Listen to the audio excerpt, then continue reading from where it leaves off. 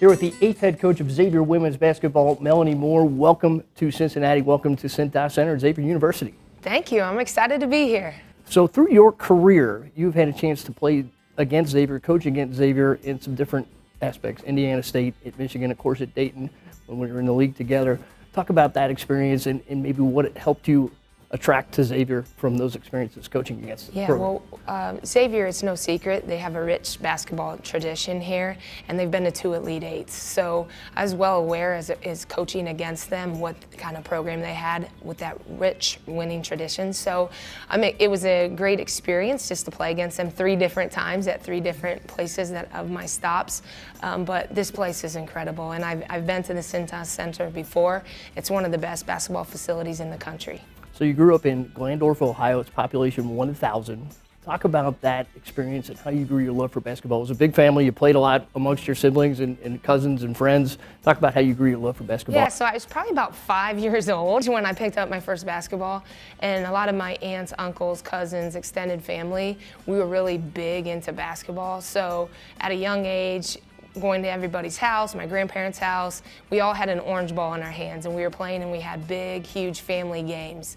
And we're a tall family, so if the shorter ones weren't ready, you were going to get a couple elbows to the face, or it got intense, but just kind of grew up around the game, you know, and it was something that kind of developed me to the person I am today, you know, high family values, but also hard work and have a lot of fun. And so we'd get together on weekends and play 2v2, 3v3, you know, 5v5 and get into the family games, and it got competitive, and most of us played in high school, so it just kind of, it's always been a part of my life since a very young age. So you went off to Siena, 2,000 points, 1,000 rebounds, more so 2,200 points. Talk about that experience and 2-time player of the year in the conference. How did you able to translate your playing success into coaching successes? That's not always easy to do. Yeah, I would say that 2 characteristics that kind of define me as a player that I kind of take is hard work and positive attitude. And I think that I always, as a young player, had a chip on my shoulder. I was told I wasn't big enough, I wasn't fast enough, I wasn't this. And so I kind of carried that into college, and having a chip on my shoulder and proving everybody wrong. And my years at Siena were incredible. I think that once I focused on just basketball, my game really took off. And I was a kid that could get up and down and a motor and just everywhere, so that's how I would say hard work defines me. But then at the end of the day, I was positive and I brought a lot of energy. And I think as I progressed in my career, the skills started to come. But I had an amazing time at Siena and obviously an amazing career. Some great years at Michigan. Your postseason each year. You had the first championship for the program in postseason with the WNIT championship.